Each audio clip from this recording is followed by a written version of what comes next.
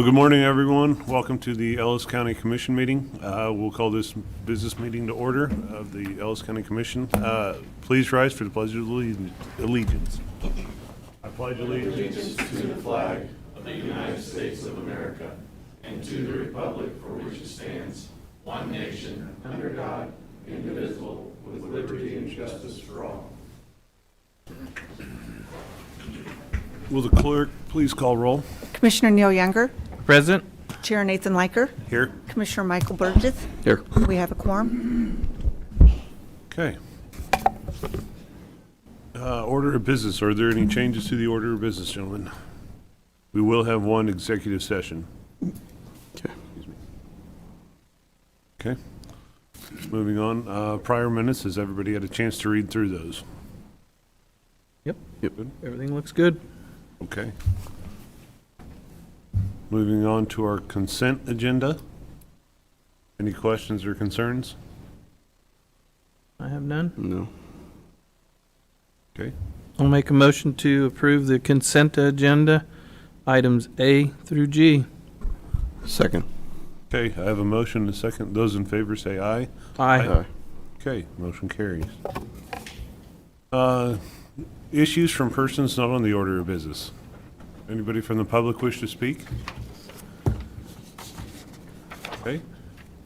Seeing none, we'll keep moving. Monthly financial report. Does anybody have any questions over that? I have none. I don't know. Okay. Oh, that looked good. Moving on, we will start with our county appraiser update.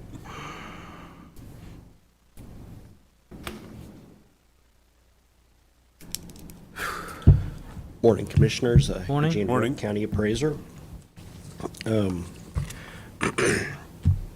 So each year, the County Appraiser's Office reviews recent real estate sales and considers local economic conditions in order to maintain the most current value of properties within the county. The goal of the Appraiser's Office is to equalize property values.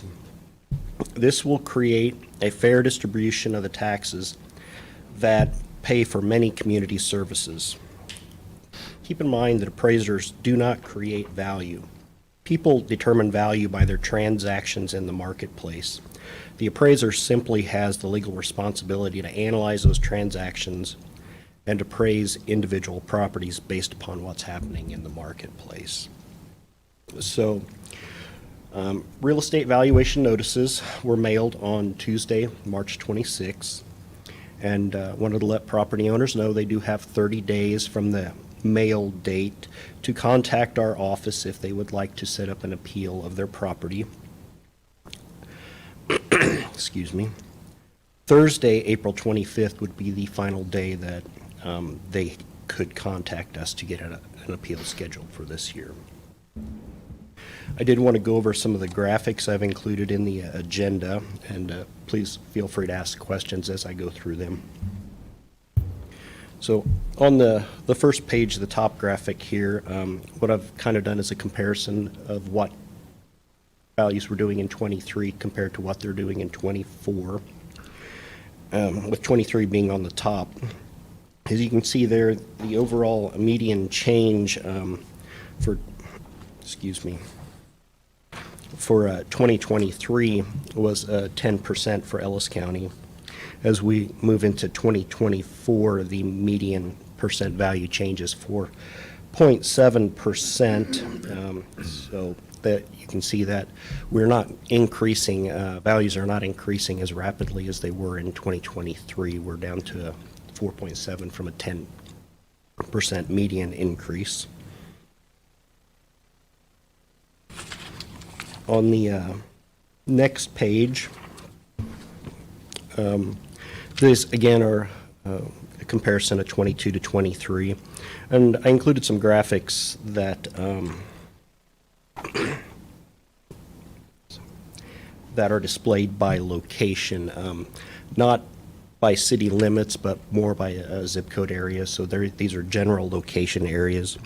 So you can see, again, the overall percentages remain the same. For 2023, we did see that 10% increase, and for 2024, that 4.7. But this particular graphic, what you can see is what is happening in the different areas of the county. You'll see that our rural areas were going up this year in the, I want to say the 12% range. That's not to say everyone went up 12%, but that was the median. That's kind of the midpoint on value increases. So you would look at your smaller towns and some of your rural properties. We were seeing a little bit more appreciation in those areas this year. Your bigger communities were down a little bit, closer to that 4% increase range.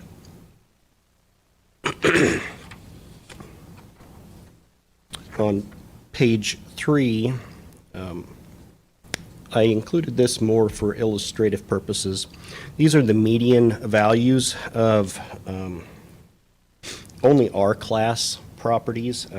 That's what people ask about the most often. So these are predominantly going to be houses and apartments, the residential properties. So overall for 23, the median value of an R-class property was $193,710. And for 2024, that median value increased to $204,400. So it kind of gives you an idea of the appreciation in properties from the prior year to the current year.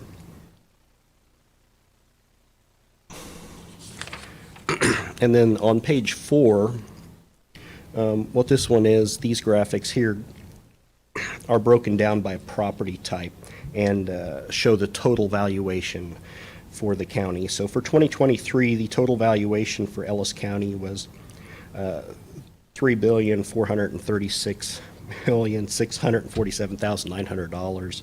And for 2024, that total valuation currently is at $3,650,304,600. So we've got an increase of about $213,656,700 in appreciation in total valuation for the county. These are appraised totals and not assessed, and do keep in mind that these are preliminary numbers, and they will change as we do go through the valuation hearings and stuff. They won't be finalized until we certify those values to the clerk in June. And then I would, just as a kind of a recap, I would like to remind property owners that if they do have any questions at all, please feel free to contact our office. We'd be more than glad to go over any questions they have. Do you have any questions for me? I'd just like to thank you for coming up. I know I was the one that asked if you would do it, and then I talked with Darren just to, let our community know what's going on. It's been replayed and replayed, but a refresher didn't hurt, and I didn't think you were going to get under the weather since you had to come up and do this, but I hope you get to feeling better. So Yeah. I thank you for doing that, All right. Eugene. You're welcome. Thank you. Thank you, Eugene. Thank you, Eugene. Okay. Next, we have the Grove Community Center funding request.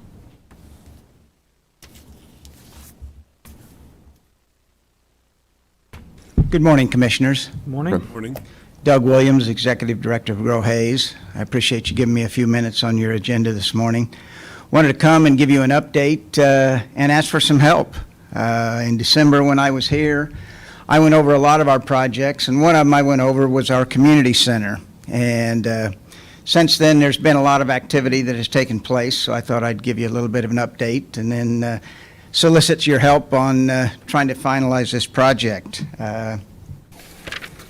The community center, as you'll recall, is a 14,700 square foot facility that will be built in the Grove housing development. It is on a property just north of Hayes Medical Center, just to the north of the Center for Health Improvement. It will consist of a child care facility licensed to take care of 77 children, as well as the Hayes Senior Center. Have a few of the seniors here today. And then also some just general community rooms, gathering rooms, rooms that can be used by anybody for events or educational purposes or what have you. With the mix of the seniors and the children, it'll be an intergenerational facility. It'll provide a proper home for the seniors who have been in not the greatest spot in the world for the senior community that we have right now for the senior center. It'll have the child care facility that will meet our future needs as well as our existing needs. Some of you may be aware Hayes Med put in a child care facility last year, at the end of last year. It's already full and they have a waiting list in that facility, so the need continues. As I mentioned, the community rooms will be available for the general public to reserve and use for whatever events they choose to use them for. We believe it will be a strong recruiting tool to help recruit people to our community, particularly when we look at the Grove and the retiree focus that it has. This type of facility, we believe, will help in recruiting people to our community. And as we know, we need people for not only workforce, but just to deal with a lot of issues that we have in the community. We can use that growth. At the bottom line, it'll be an outstanding facility that'll service our community for decades. We have named it the Bob and Pat Schmidt Community Center. They have made a significant donation to the project. The Schmidt Foundation has, and so it will be named the Bob and Pat Schmidt Community Center. And this is a little bit of the layout. On the right will be the Hayes Senior Center. In the middle will be the community rooms, large gathering rooms, and rooms will be for the public in general. And then on the left-hand side there, you see the child care facility. In the back, the playground, both for infants they break it into certain ages if you're toddlers versus the others, so they have to break the playground into two different areas. There'll also be a screening room in the back off the gathering area where people can watch the kids play and that kind of thing. So it's going to be a terrific facility. To date, this is where we stand. We think we've got a $6 million project. As you know from experience, these things can vary as you go along, but we're pretty confident in our cost of $6 million. These are the funds that we've raised to date. To date, we've raised $5,758,395 through a variety of grants. Hayes Medical Center donated the land, which was valued at $250,000. The Hansen Foundation contributed $385,000. We got a capital funds project grant from the state of Kansas for just under $3.6 million. A child care grant from Child Care Aware of Kansas for $26,000. The city of Hayes has agreed to contribute $1 million on a last-in basis, and the Schmidt Foundation has stepped up and agreed to contribute $750,000 on a last-in basis. That leaves us $241,605 short of where we need to be to construct the facility. So we're here to ask for your help. We believe that this is a project that the county would want to be involved in. It services the entire county, and we would love to have your help with that final stretch.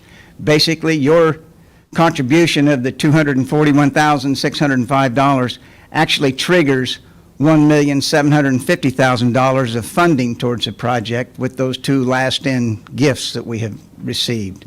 So that's what I'm here for today. The original conception of this facility was a $3 million facility with $1 million from the city, $1 million from the county, and $1 million from the private sector. That was in 2019. Obviously, we're in a different world today than we were then.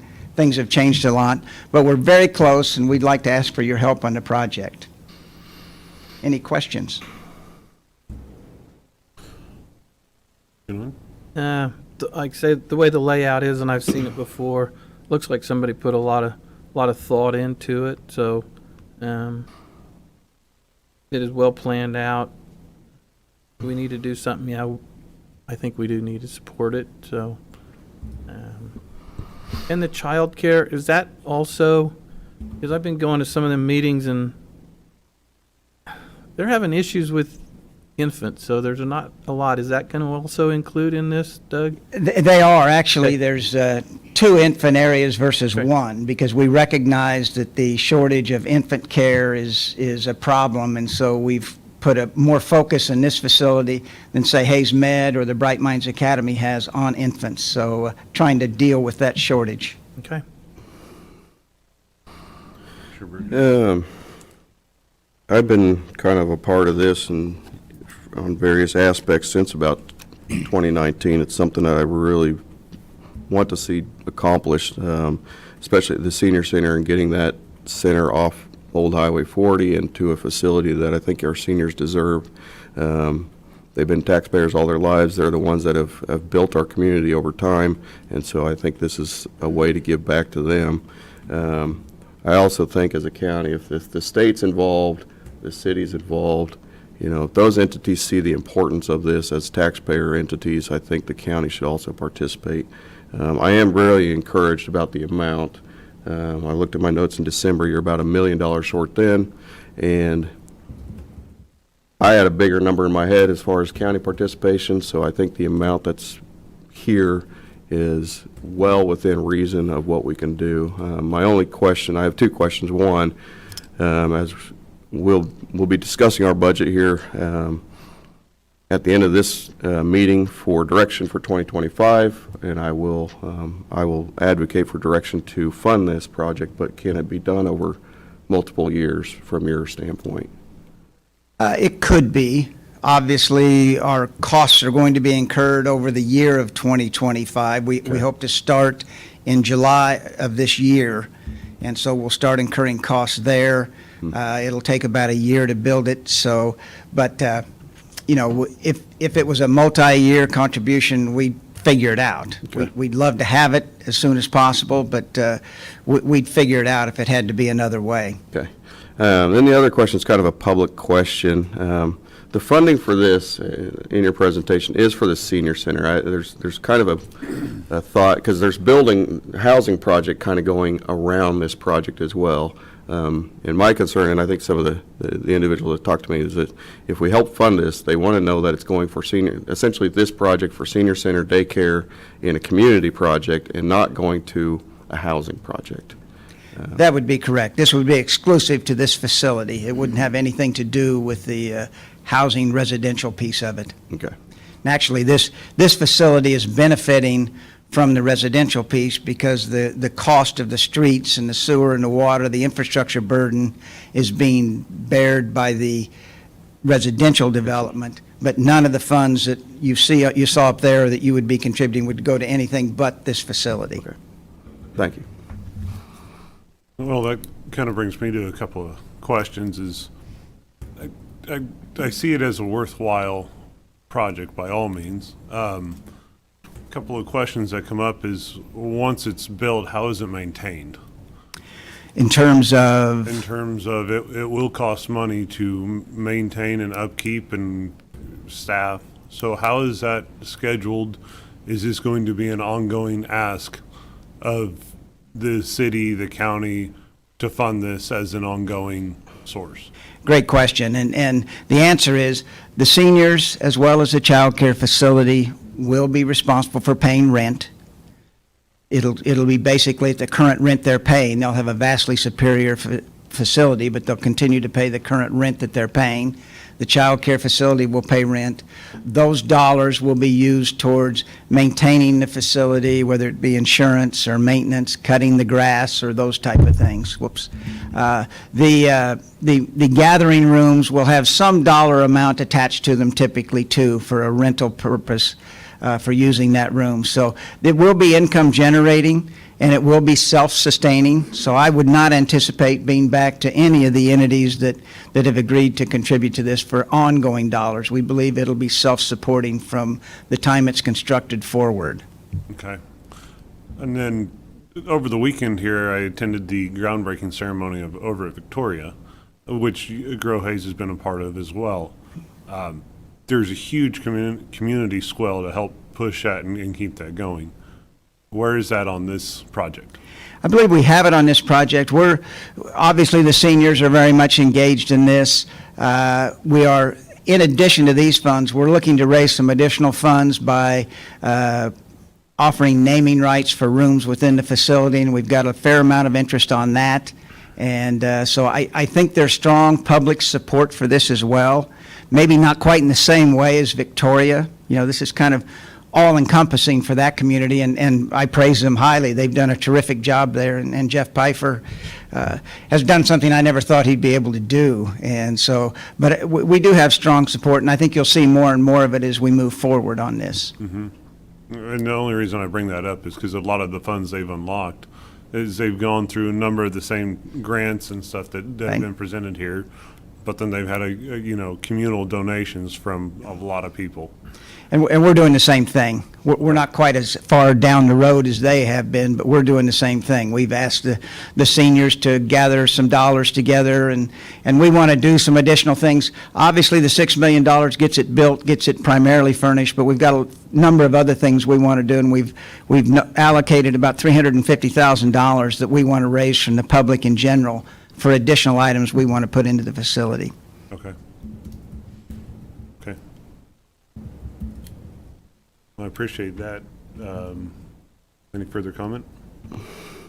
None, I think it'll be a good addition. Once that goes up, everything else is gonna follow, and just like a chain, so, Yeah. that and the housing thing going around it, that's gonna, just like it's been in Ellis County since I've been here, when people get elderly, need a place. Right. Sooner or later, I'll maybe need a place there, so, yeah. Excellent. We'll put you on the list. Okay. You Thank need you, some Doug, for spray the paint? update. Well, I don't think at this time we can commit until we go through some budget talks. Yeah. But Okay. I think we'll address it then. Okay. Well, thank you for your time. We'd love to have your support. Thank you very much. Okay. Thank you, Doug. Thank Thanks, you, Doug. Doug. Gentlemen, I did see that we had Don from Child Advocacy come in. I think he probably got his wires crossed. Do you mind if we insert him here for a quick update? That's perfect.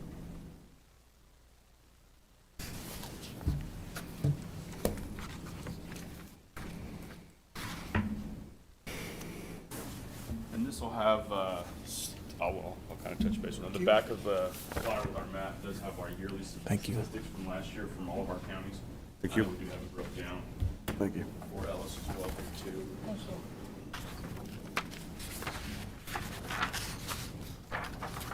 Okay. Again, name is Don with the Western Kansas Child Advocacy Center. I want to really thank you folks for your support in the past, and kind of run through a quick update. We are the agency here that does our best to service the children who have been victims of child abuse, providing forensic interviews, advocacy and support for the safe child care provider for that child, and also therapy free of cost as well. October, December 2023, we were in this area for 10 forensic interviews. We saw 17 children, provided 23 services for advocacy, 3 medical exams from our doctor there in our office as well, medical exams / SANE exams as well too. Accompanied to court about 5 times, a total of 53 children, 144 services. January to March, so we're able to kind of get that in here. We just finalized those statistics. 9 children for those interviews. 15 we were able to see for therapy. 28 services for advocacy. And then we went to accompany to court just once in this last quarter here. Total of 52 children, 151 services. Those forensic interviews too aren't necessarily new claims. I know that was a question been brought up. That could also be, unfortunately, claims from, or interviews done with another investigation. One child may disclose, and then unfortunately that there may be others involved in the same case. So that it's not necessarily a yes and no. It's a new, they're more than likely they're new disclosures. So that's kind of, any questions for you, gentlemen? Questions, gentlemen? I have none. Thank you for. Just want to make sure we get you updated. Thank you for the update. Absolutely. I don't like to see the increase in numbers. But Yeah.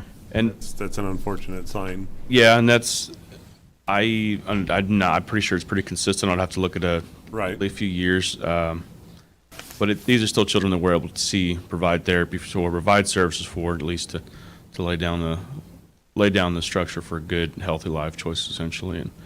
And yeah, so I mean, it's an unfortunate step, but at least one that we were able to service these children. We know that they're there. Hey, let's see what we can do. Let's see what to do to get you empower you, get you a brighter future, essentially. So Right. that kind of deal. And then this month is child prevention, child abuse prevention month. So I invite y'all to take a look at our Facebook. We are sharing little tidbits to kind of keep kids safe. We just took part in a community event yesterday put on by DCF.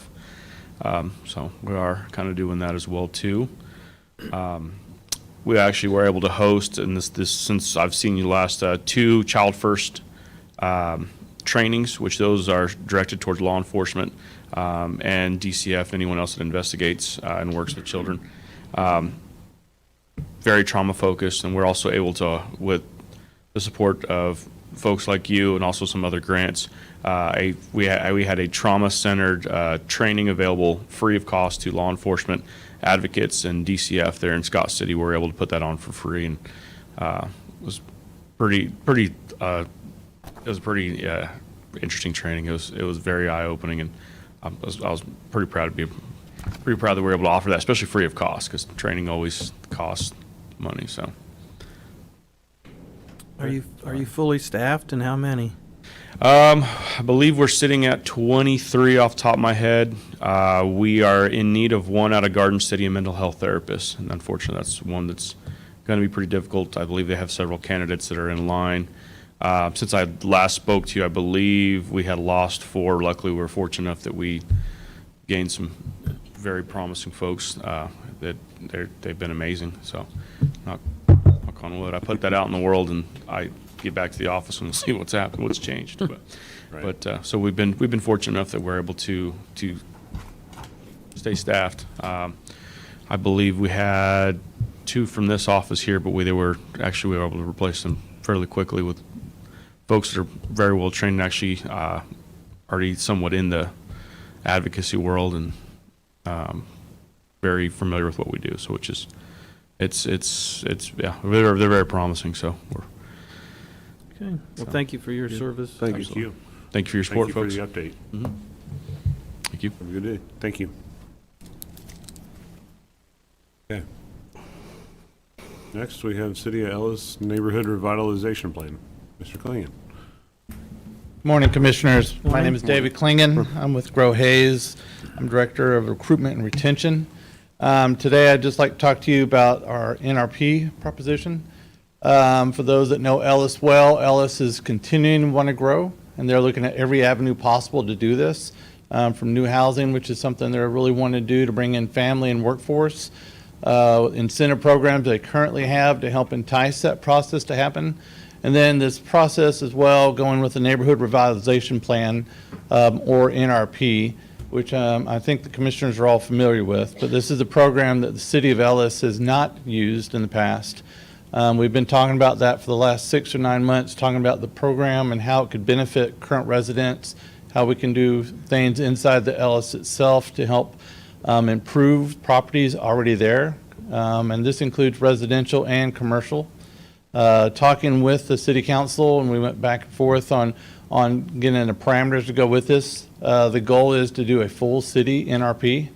And so that has been looked at as a good asset as well for what we could do, commercial and residential, again, inside that limits. Over that process, last night I went to their school board, and the school board passed in support of the NRP for Ellis. I come to you today looking to Ellis County Commission for that final step in that process for the NRP for Ellis. I think this would be a huge win for Ellis itself, and I think the tool being provided in this incentive alone could just do some great work inside it. Questions? You say as far as commercial also, and the mayor's out there from Ellis, so hopefully that'll clean up some of that downtown if we can get somebody. Okay, very good. Yep. That was my concern, because it's, all the times I've been over the meetings, that was a big issue, you know, them buildings falling apart and, It makes it very appealing for both. I mean, when you look at which one benefits the best, I almost see it's an equal, the resident improvement that could happen there, to make Ellis even more nicer a place to live and to move to. And then working on that commercial aspect like you're talking about, the improvements that could happen. And then with NRP, it's a 10-year over time reimbursement you get through that process. So anyone doing it's there for the long haul. And that's a great asset to get people there that are going to stay. okay, thank you. Mr. Burgess? No, I'm encouraged by this. I think having it citywide, and again, hopefully it'll involve people on commercial and residential over there, and I think Ellis is a good place to live, so I think this will help out. I should point out, I apologize for not saying this earlier. I have been in talks with Eugene quite a bit, and we've really enforced through this time the importance of that relationship, that anyone who would like to do or take a look at the NRP, work with Ellis County to really see what the impact would be to their taxes in that process and how the NRP could benefit them. So the biggest thing we've been promoting is just the educational piece of if you're going to do a project, ask the right questions. We have Amy, the city clerk here. She's one of those people that educates the community constantly about programs and incentives that Ellis has. And that relationship and that work that we've had with Eugene has just been invaluable as well. So greatly appreciate how open and easy it is to talk about this. Okay, and this is everything that involves within the city limits of Ellis, is that Yes, sir. correct? Okay. Okay. Well, appreciate that. We have a motion to go ahead and approve this. I'll move to approve the neighborhood revitalization plan agreement for the city of Ellis. I'll second that. I have a motion and a second. All those in favor say aye. Aye. Okay, motion carries. Thank you, Commissioners. Appreciate your time on this. Thank you. Thank you. I'm just going to stay up here for a second. Yep. Go away. Scroll to the next page here.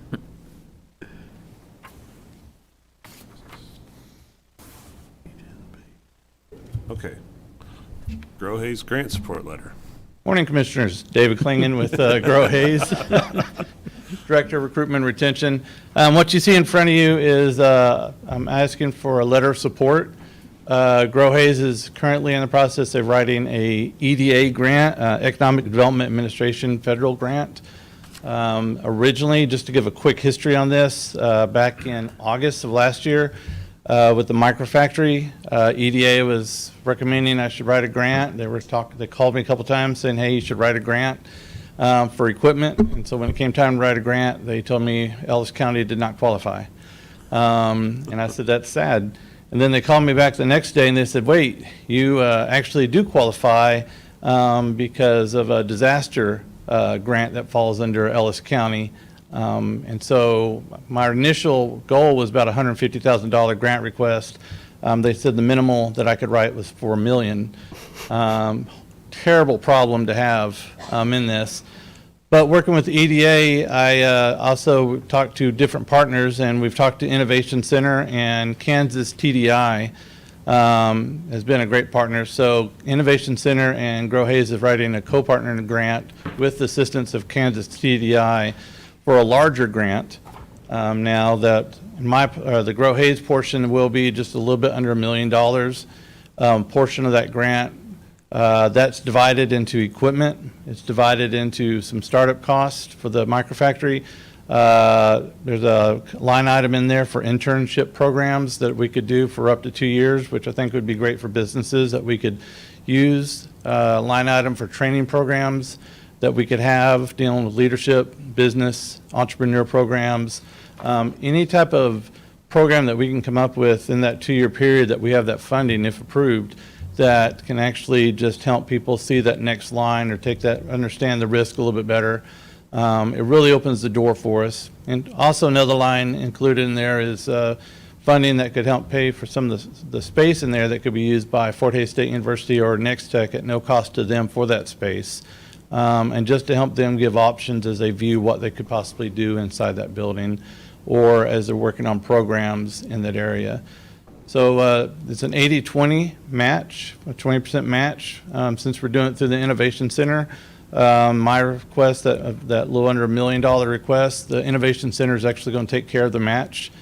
So Grow Hayes does not have to come up with that 20%, which is another great step in the right direction for us. And so we're to that point where we'll be submitting that grant this month. And what I'm coming to you for is ask for your support with a letter of support by you three commissioners, just letting EDA know that the county is behind this project and the value that it can have to this economy and to workforce growth. Okay. Any comments? Bridge? I didn't think about this, but my employer is the Innovation Center, so I don't know if it's a conflict to sign or not. The Innovation Center's already agreed to do them. I mean, it's already agreed. I'm not. You're okay. No, okay.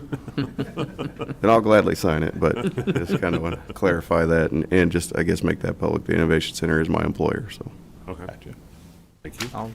I'll support that. I appreciate it. I will support it as well. No problem with that. Thank you for presenting it. No, thank you, commissioners. Appreciate all that you're doing. Not only that, with the NRP, I'd like to thank the people from Ellis that come here and supported it, so we know it's definitely real, so it's going to happen. They definitely have the passion for growth. Yep. And looking at every avenue that encourages that, and I really applaud them for all the efforts they're going through to make this happen. So thank you for your time. Thank you. Thank you.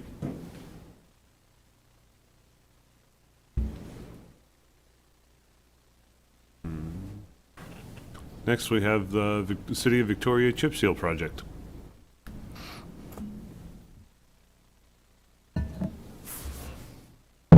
Brendan McKay, Public Works. So before you request from the City of Victoria, just like we had for the City of Hayes and City of Ellis, to assist them with their chip seal project. About 12,000 square yards that they want to cover this year. We've already met with the City of Victoria. Ergon has samples of their material to determine the correct asphalt blend and what we should be shooting out there. So it's just up to the three of you or to decide if you want us to help them or not. Any comments or questions? I have no problem helping them get. Nope, I don't have any issues there. I'll move to approve the Ellis County Public Works Department to assist the City of Victoria in completing their chip seal project utilizing county labor and equipment. I'll second that. Okay. I have a motion and a second. All those in favor say aye. Aye. Aye. Okay. Motion carries. All righty.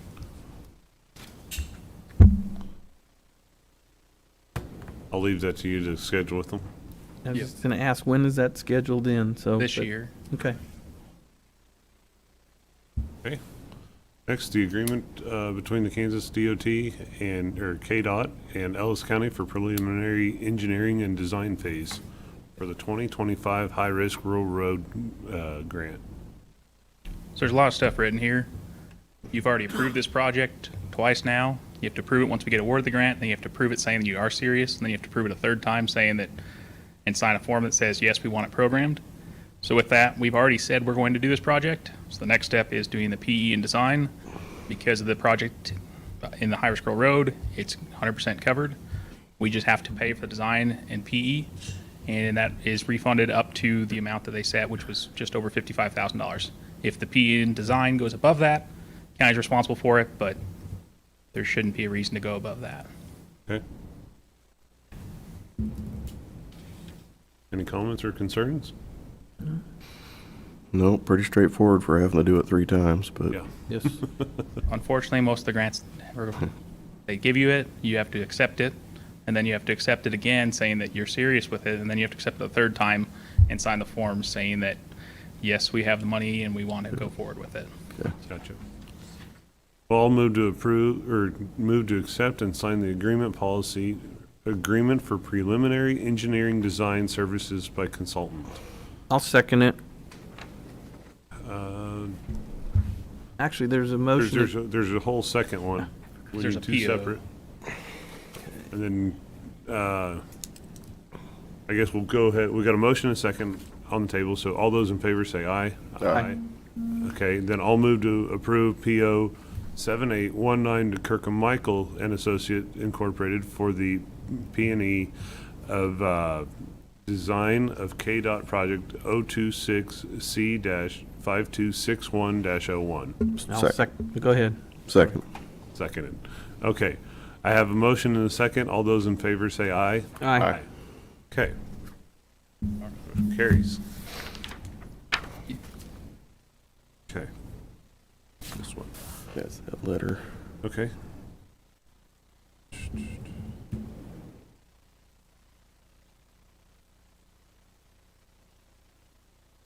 Here's for the annual tour.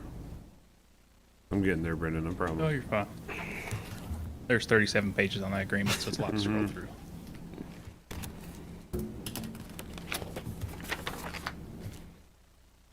Okay. 2023 County Engineers and Road Supervisors Annual Report. Yep. So just like last year, every year we submit a report to the state. For a long time, it just went to a state and was aggregated and sent out to all the counties, kind of see what each person's doing. Now we have the CLIP tool as of last year, so that data has all been put into there, so you can see it and go back historic and look and projecting into your future with what you spend average, what your neighbors spend, what you can accomplish with that.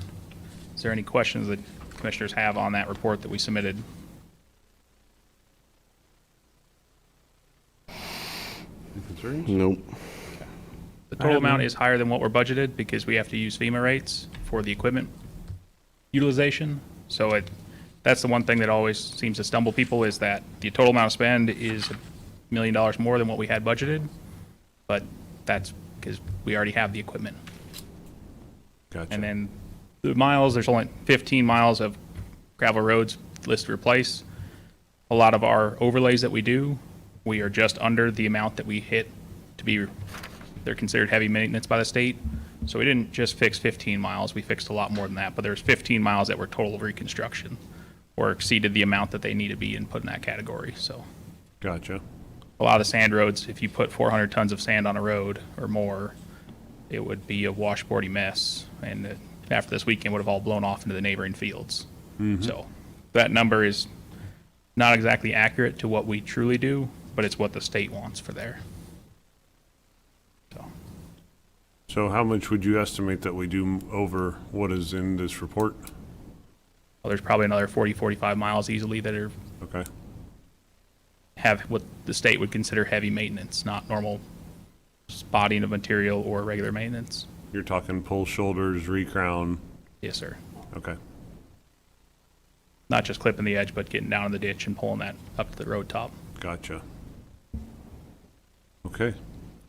I don't think we need anything on there, so thank you Thank for you. presenting that. I would like to have While you. you're up there. Yeah, while you're up there, if you can give us a little bit of update in our community. Not only that, I'd like to thank you for getting right on top of the VCC because you've already met with them. So I thank you for that, getting on that. And So we've got about a first mile and a quarter done on Ellis Avenue. Okay. We're switching over we start on the south end, did the first mile and a quarter there, up to where the pit's at.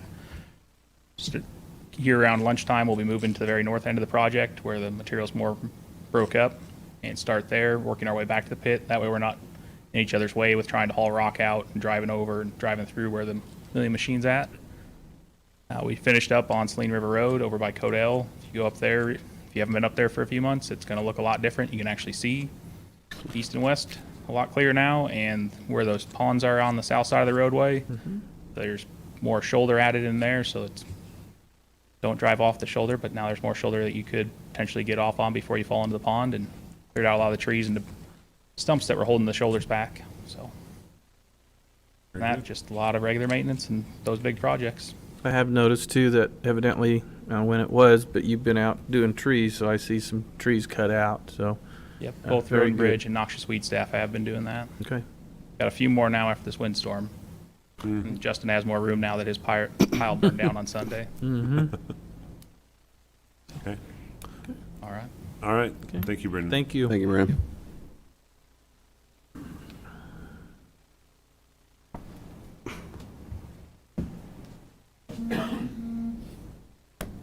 Okay. Next, we have Approval of expenses for the 2024 presidential preference primary. Bobby? Good morning. Bobby Dreiling, Ellis County Clerk, Election Official. I am just before you today asking that you sign the letter approving my expenses that I incurred for the presidential preference primary that we had back in March. The state is requiring your approval and me to certify that letter so that I get full reimbursement for my expenses.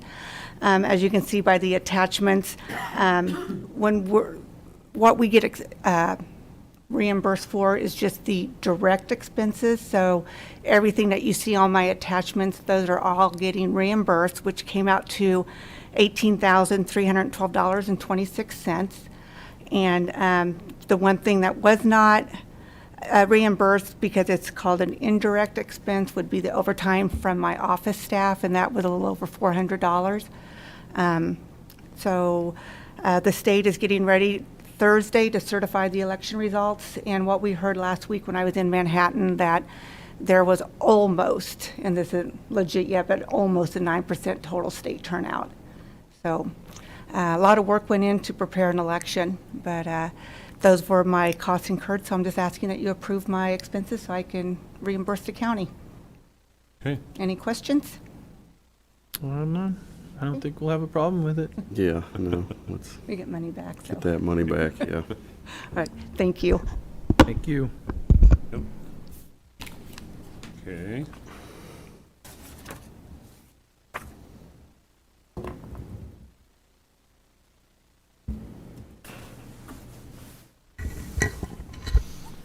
Next, 2024 road tour. Morning, Commissioners. Darren Myers, County Administrator. Your next item for consideration is the planning for the upcoming road tour that is set on April 23rd. I believe 2 weeks from today, if I can add right. But as the Commission knows, this is an opportunity for road and bridge crew to put together a list of items throughout the county that they would like to show the Commissioners in regards to projects that have been recently done, currently in progress, or upcoming within the budget year or maybe the next budget year, or other areas of concern that maybe have newly been identified and the commission just, or the staff wants to be able to show you maybe some fixes and some options. So with that, I've got a couple suggestions from the commissioners already that they would like to see. But just put this on here so that way I can get it to Brendan so they can schedule the day out for the several hundred miles of touring throughout the county. I know some of the items that are on there is going out and taking a look at the Ellis Avenue project. So in 2 weeks, they should be pretty close to being done. They'll probably still be a week or two out, but you'll be able to see their process or progress out there. The Saline River Bridge that Commissioner Leicher had requested, Buckeye Road, as Brendan talked about, the Codell and Saline River Road improvements.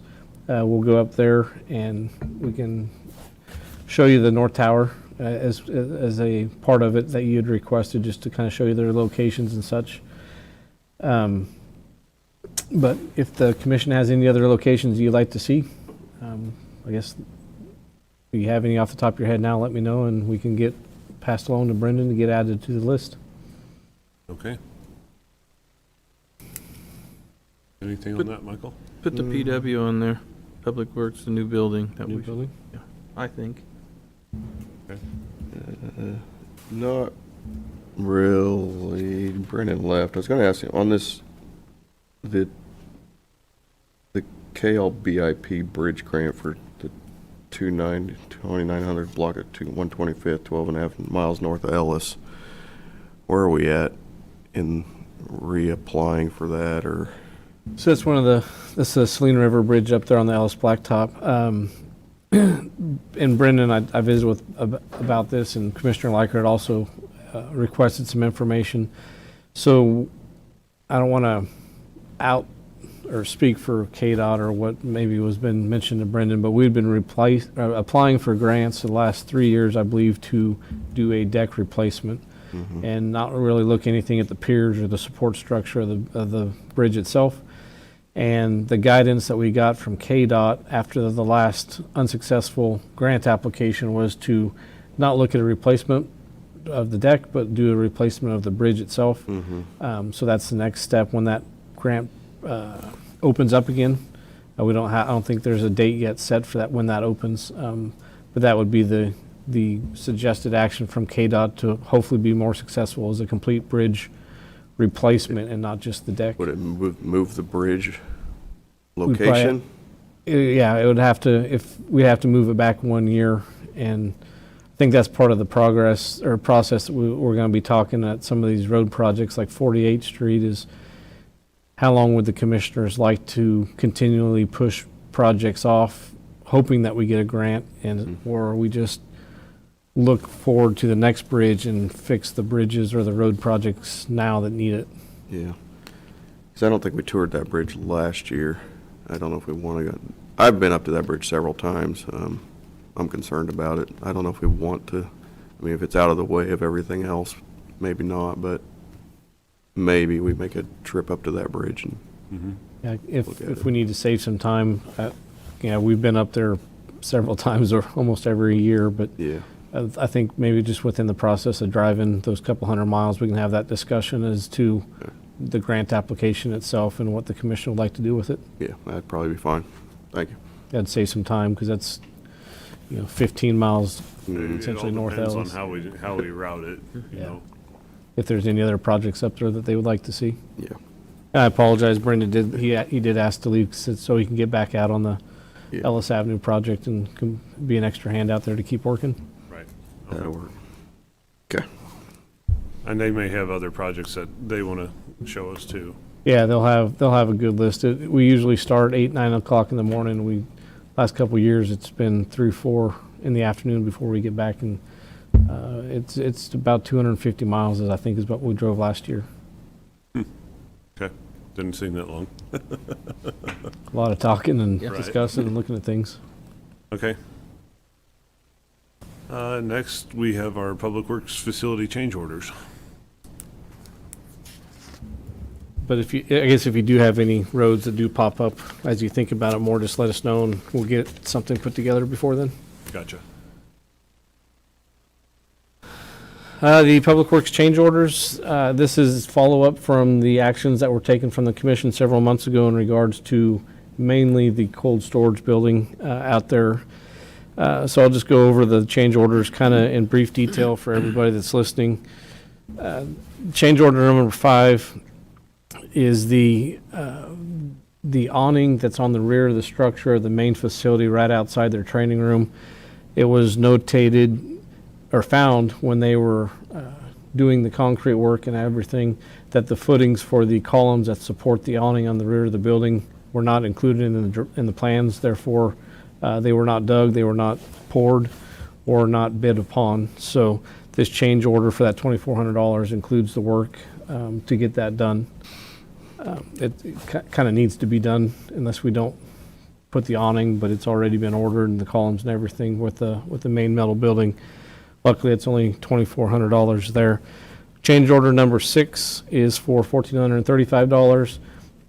As we had the discussions on the cold storage building, the decision of moving the 2 3-foot walk-in doors on the north and the south end of the building, we moved those to the front of the facility for better access and blockage of wind and everything so the doors don't get tore up.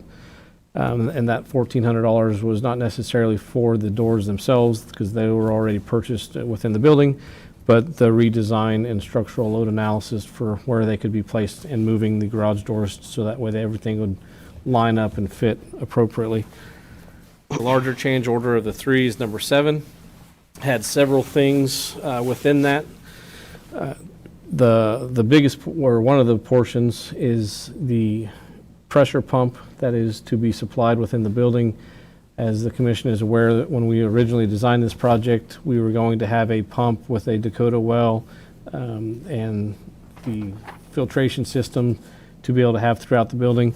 And there was no water to be added out to the noxious weed building, or the cold storage.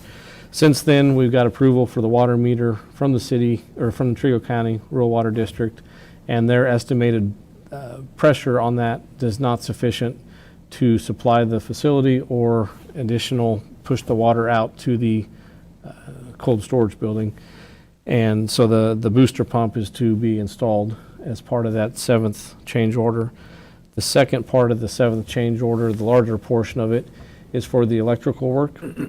As the commission knows, we added a hot water heater out there, some plug-ins for the pumps to push materials, and the plug-ins for block heaters and everything, and battery chargers for the trucks that park out within that facility.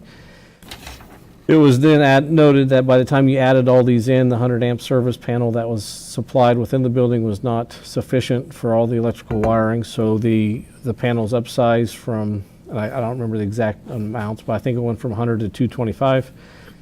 But because of that, it also had to upsize the line, the main feeder supply from the main building. And the way it was originally designed was the feeder was going to come from the main panels in the main building out to the fuel island and then out to noxious weed, or the cold storage building. But since the supply is different and a more load, the plans now have a main feeder from the main building directly out to the cold storage building. And then the last portion of that is the trench and burial work, the groundwork to get all that equipment from point A to point B. The total cost of all three change orders is $55,863. So Darren, then the change order 7, that's around 50, 51-ish, 52 then for that, roughly. Yeah, I could scroll down here. 33 and 18 would be 51, 52,000 approximately. That's the biggest portion of that.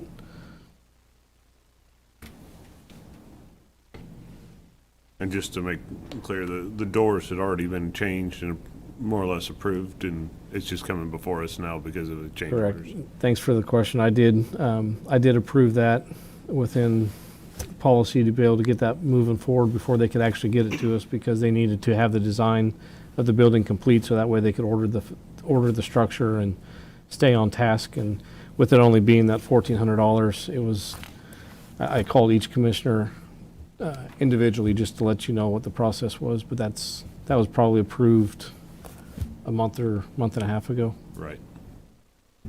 This is, like I say, just the follow-up to get it all on paper. Gotcha.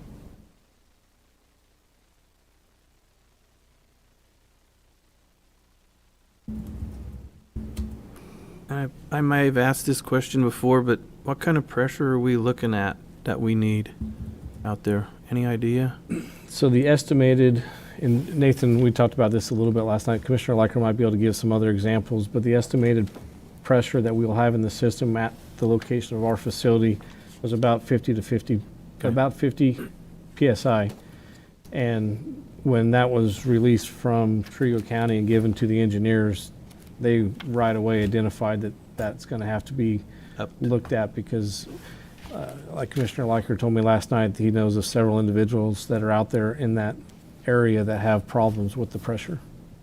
And this is obviously a lot larger facility, and not that we'll be using or consuming a large amount of water, but it's a little bit different than a residential facility.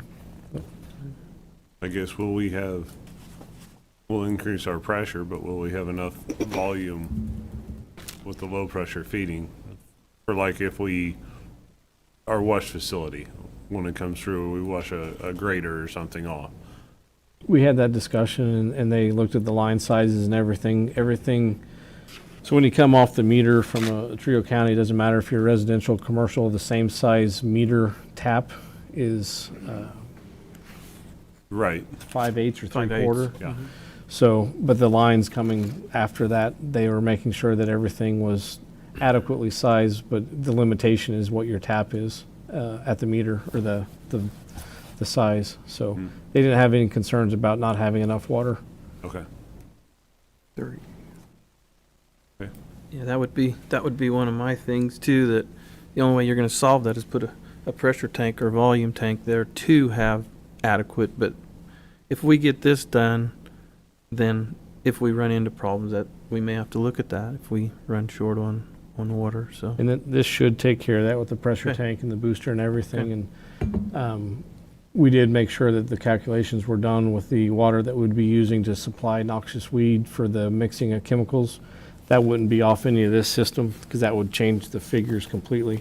We will be using that Dakota well that's in that back northwest portion of the property that's plumbed into that north section of the cold storage building to use as the water to be mixed with chemicals. Okay. Okay. Yeah, I don't want to use fresh drinking water for chemical mixing. That's not responsible, Yeah. so. Mr. Burgess, do you have any questions? I do not. Okay, Okay, I'll move to approve change order number 5, 6, and 7 for the Public Works facility. Second. I have a motion and a second. All those in favor say aye. Aye. Okay, change orders are approved.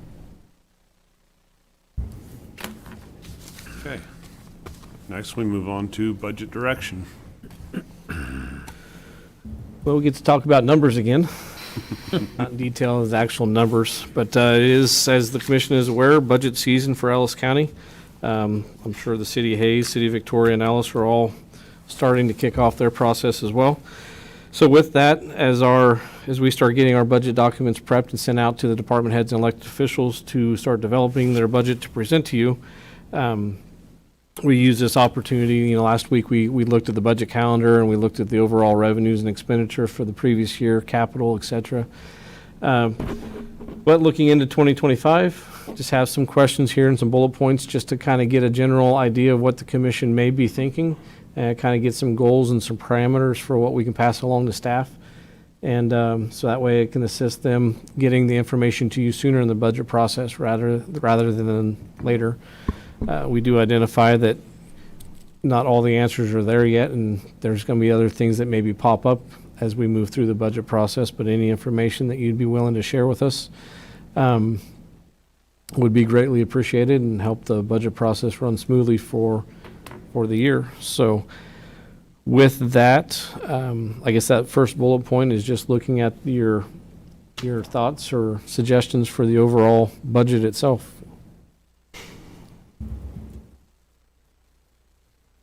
Well, I discussed with Darren last night. I know we have a number of different places we'd like to see some improvements, but also keeping in mind, I'd like to try and make our impact as minimal on our taxpayers. They've seen some record jumps in the past couple of years, and I'd like to try and keep what we address them on our side, what we can do the best we can. I'd be in agreement with that too. Like I say, we've all taken pretty hard hits on everything, on taxes and everything, so. With that noted, I do know we have some upcoming projects. One of the bridges that Michael alluded to is, we need to have that conversation. We've got plenty of other, we talked about the rural developments and stuff and possible staffing changes in a number of different of our departments that, is going to be difficult to address. Yeah, I think this is all encompassing a little bit, but I think 2025, we need to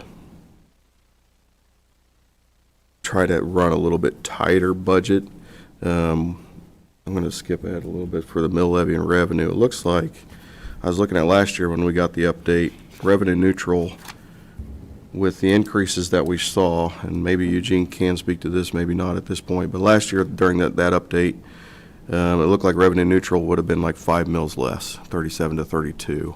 And I'm wondering what we can expect on revenue neutral this year with the increases that we're potentially seeing of whatever $250 million in property valuations.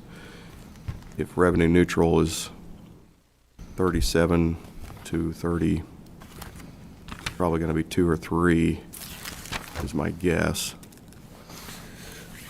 So, and I don't have the exact number down for what our final mill levy was, 36.5.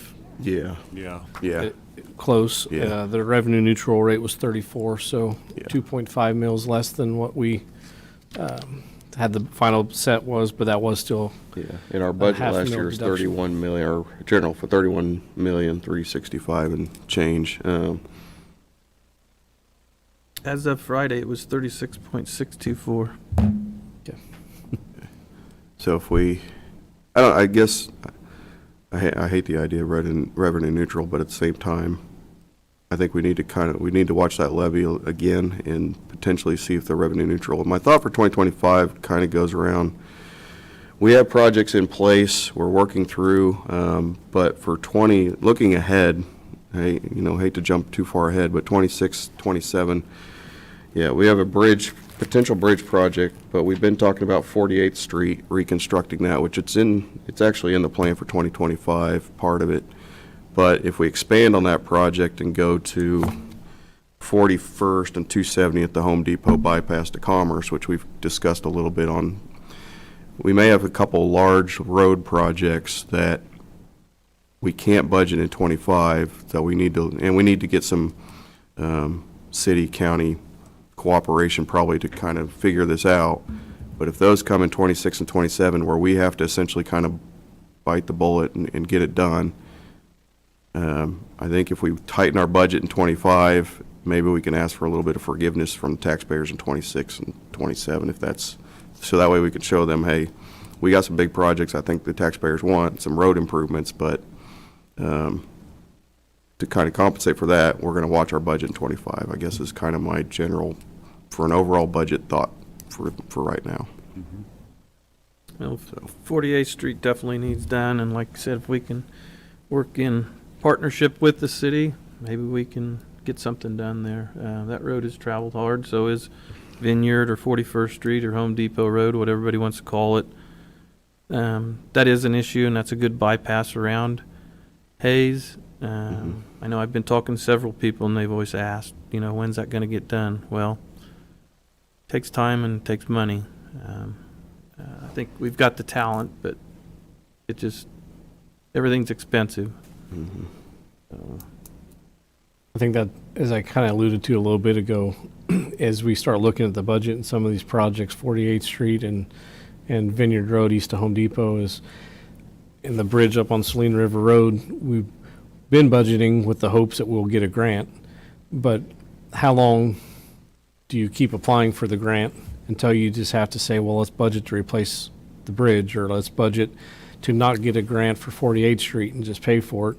You don't want to you don't want to patch the road just to be able to tear it out the next year, because it's kind of wasteful spending. But is that the mentality we want to look into going into the 2025 budget, is those roads that are getting in poorer and poorer shape over the last 3 years of not getting the grants, do we switch those from not being grant funded to being fully funded by Ellis County, so that way we know they can get done, and then focus on the next road project for the grant and hope we're successful there. But that brings us back to exactly, I think, what each of you are saying is, if we do those, which I think all of the commissioners do agree that those are roads that need to be done, that either eliminates another project off the capital, or we need to increase the funding to capital. But then it goes back to your discussion is in full circle is you want to try to keep the budget tight, and if you increase funding for these projects and you try to keep the budget as it is, that means you have to cut somewhere else. And I guess those would be the thoughts of,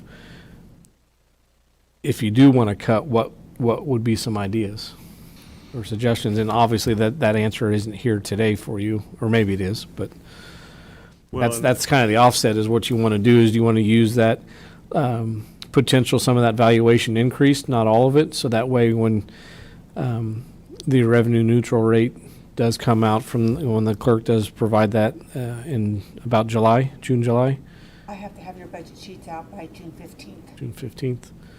So it gives us some time to look at that and what those numbers will start to look at. But and we don't start capital right away either. We're just looking at the general operating budget, but that operating budget includes those transfers to reserves if we want to start looking at some of those road projects that are definitely needing to get done. And we've got some, we're paying off some bonds where we'll have a little bit of maybe capital free up, but we've brought in, as a county, we're going to be busy more or less on paper for 2024. We put a lot of work into seeing the departments go forward for 2024. I I really don't want to see us try and make them take a step back in 25. So with, like, with Mr. Burgess, I'd like to say, try and keep it where we're at, but we all know that there's a need. There's a lot of needs. That bridge north of Ellis on Saline River is, I'm pushing the 4-year, and we toured that right away, and I knew that bridge was bad before that, because I hunted up in that area, and that bridge is in before somebody falls through it, Yeah. or we have the same thing happen up on, the River Road, where we got to do an emergency bridge replacement. But again, there is something that we can look at doing, that bridge plus 48th in 1 year. That's something we're going to have to discuss. And it's high dollar, but we need the safety of our community driving across to everything too. So. Mm-hmm. And with the development on 48th Street, it needs to be improved. There's some promising for both those two projects. I know those are the easiest ones to talk about because they're have a lot of development going on. But the 48th Street, yes, there is a lot of traffic, but that's going to be significantly increased. So it's going to, with the National Guard Armory up there, they already got the water line and getting ready to work on the sewer line. There's going to be heavier traffic. That means that road's going to start deteriorating quicker. But also, depending on what happens at the state level with the governor's budget, that I guess it's on our desk now, and James Robin left already. But 48th Street, over there to the Brown property at Commerce Parkway, they have a roughly $5 million as part of that Northwest Kansas incentive to get funding to get water and sewer, gas, electric, everything up there within that property. So the city of Hayes is looking at that very well, and if that takes off, that area is, there's already a lot of traffic going around that location. That's just going to increase it a lot more, but it's also going to be attractive for maybe if we upgrade that road, that's going to bring in more traffic, but then also additional tax revenue if developments start going on out there as well. So that's a good thing, but it costs getting money. there. Yeah. And, I've had that discussion with you already. Midwest is going to put a gas line from the easiest way from Old 40, Commerce Parkway clear to Home Depot. So like I say, that place is going to kick off out there once the infrastructure gets in there. It's going to develop. Well, and then, the 48 over to 270, when we bring in when the new high school opens and the middle school moves, we're going to see an increase in traffic up there more or less as well. Trying to get around, and there's going to be an increase. So not everybody's going to take 22nd. Yeah. Or, I didn't realize, because I was always in at work early, and 13th and Old 40, by Pepsi there by El Charo, that place is full in the mornings. It is. Mm-hmm. So like you said, they're going to start taking Work. and that's what it's about. The big Yep. cities do it. They detour and get their kids to school quicker, and not only that, for emergency purposes also. So I guess with that, we're going to probably have to at least state that we would exceed the R&R rate. However, the way I think we see it, we'd like to try and maintain the best, most respectful budget we can. Going back to Commissioner Burgess' question in regards to what the R&R rate could be this year, as you saw some of the numbers from the county appraiser, the valuations increased 10 or 12% roughly last year, and we're looking at about 4 or 5% this year. So that revenue neutral rate is going to be a lot less of a reduction, I guess. So that also plays another factor into for what the valuations are doing, and but also keep in mind we do have some of the wiggle room that we might be able to use coming in to do some of these projects that you discussed. Is We still might get some cost share back from the Northwest Business Corridor project from the state. That's got to be determined. We haven't stuck it in any budget number because it's not guaranteed. But also the second phase of the ITC transmission line, that 10-year tax abatement, the second phase of that comes off this year. So there's some room there is basically revenue neutral, is if you have additional tax that's not being taxed on the locals but coming off a tax abatement from the state, we might be able to use those funding sources to help pay for some of these projects and not really have a budget impact like Commissioner Burgess and Liker had stated.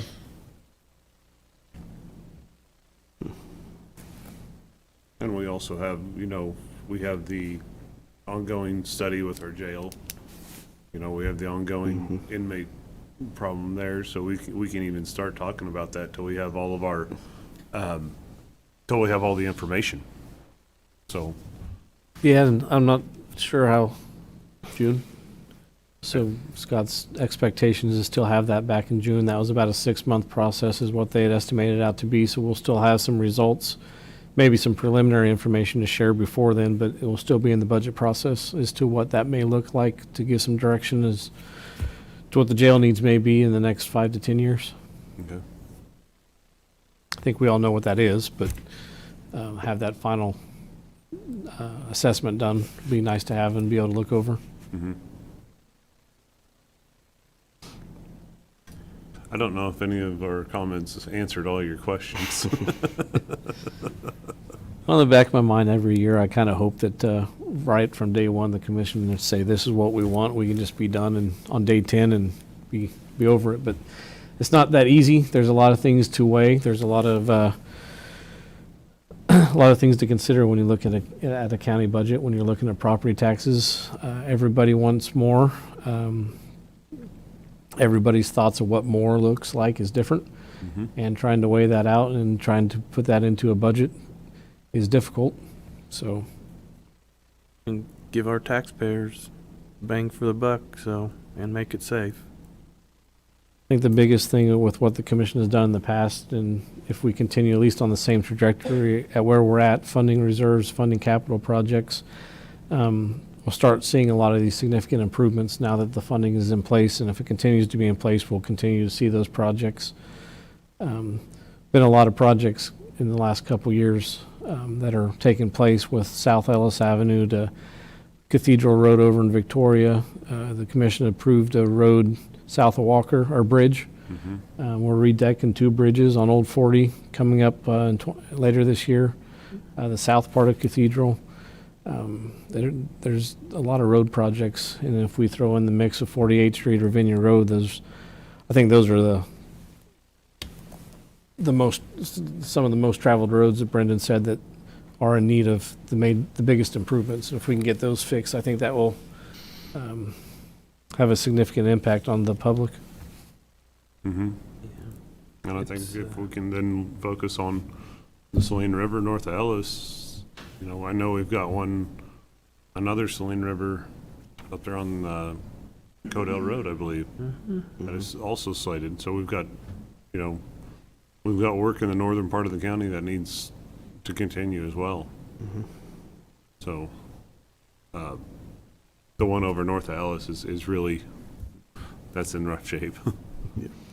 And I don't want to be, it's like we've said in the past, I don't want to be sitting up here and saying, well, let's push it off or wait for the grant. I just assume go fix it before something happens, before we need an emergency bridge repair. I'd rather be ahead of it.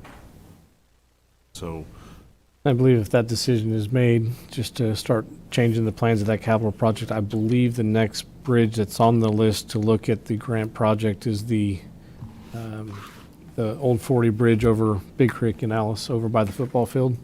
oh, I gotcha. believe that would be the next one that we would start applying for grant funding. Okay. Yeah, that's another one. Yeah. Just because a couple more that are on here, staffing levels, we discussed that at the retreat a couple weeks ago. And I believe the only 2 changes that were asked to be considered for 2025 was the sheriff's office and combining 2 part-time deputies, jail transport officers into one. to summarize that quickly. And then a variation of what could be done out of Public Works to add another maintaining position, a grader to maintain roads out into the county. I know there are several different variations from a grader to a heavy equipment operator and a mechanic. Is it okay to, since I think the sheriff's office is an easy one because it's almost a wash, to be able to plan to transition that into one? Is there any thought of what you'd like to see with the public work staffing? Should we include it in the initial budget and then pull it back out after?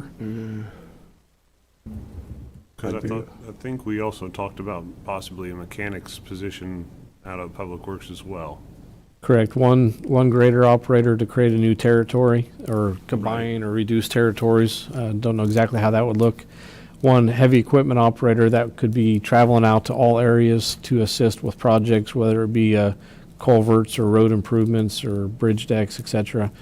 And then a mechanic because if you remember several years ago, we switched a mechanic to a truck driver position because we couldn't hire mechanics, but possibly hiring a mechanic and splitting it between noxious weed and solid waste. So that way solid waste would have somebody to help come out and work on their equipment, as well as since we changed the cost share program with noxious weed, they could work on and assist their projects as well. And it kind of comes out of 3 different budgets that way and has a less of an impact on the general budget overall for tax purposes. Yeah, my thoughts, I guess, sheriff's easy. But Public Works, I think we have to continue to look at it and pursue something. So I would be in favor of at least putting something in for 2025. And then if we have, again, budget constraints maybe. But my thought is like a subdivision group, we don't need mag chloride program, but I'm just going to add that as just an example here of mag chloride program or a subdivision or because I've been thinking about this since our retreat a little bit of what Ellis County is. And Ellis County's not, we're not a truly rural county. So, just grading roads and that because we have a large city, but we're not truly an urban county either. So but as Ellis grows and Hayes grows around the areas, that's where people are building and moving to. They're moving out to these suburban areas. And it's kind of a growing pain that we're going to have to just come to realization that we need to figure it out. How do we take care of these suburban areas as they develop? We can't just sit in and just say, we're a rural county. We only grade county roads because, straight line county roads, and you move out the county, that's how you live. We kind of have to start shifting our mindset that we're a little bit more urban than we have been in the past. And so to develop a county plan, we have to kind of figure out how do we start taking care of these areas a little better. So I think that's I don't think we're going to solve it in 2025 with the budget, but I think we need to figure out a starting point and start working with our public works and figuring out what that looks like as we evolve. We're building a new public works facility out there.